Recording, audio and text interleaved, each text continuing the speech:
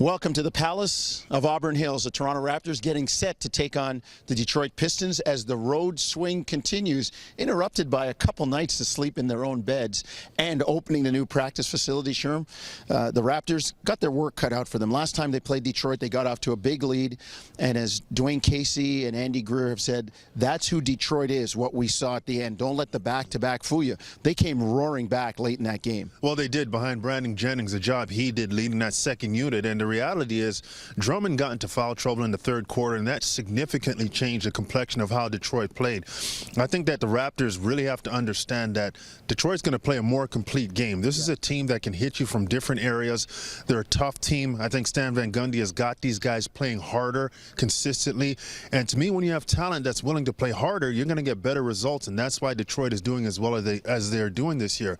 For the Raptors, though, it's about the 48 minutes, the complete game, being able to focus and lock in to what the game plan is for the complete game. And I think they have a chance to do that against a tougher team, a team that's going to want to seek some revenge, considering these two teams just met a little while ago.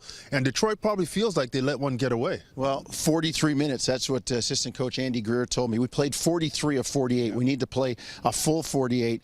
And you need to play a full 48, especially when you look at the backcourt matchup. Sherm, we know what Lowry and DeRozan are doing, but you got Reggie Jackson. You mentioned Brandon Jennings. A guy that the Raptors won't have to contend with is Kentavious Caldwell-Pope. But the backcourt perimeter matchup going to be one to watch again tonight. No question. And for the Raptors, Corey Joseph has been playing much better as of late, and that's going to help them.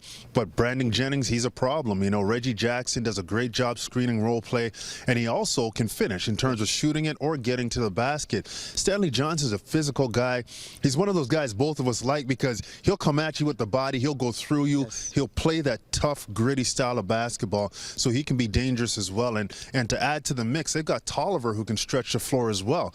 I just think that Detroit has good balance, and if Drummond stays out of foul trouble, all of a sudden now they have that inside-outside attack, which they didn't have for a lot of the third and fourth quarter in their last meeting. Stan Van Gundy loves that 4-out, 1-in style. The matchup of the big men, Valanciunas and Drummond, will be something to watch, as well as a perimeter matchup. And you can watch it on Sportsnet 1 at 7:30 and hear it on Sportsnet 590, The Fan.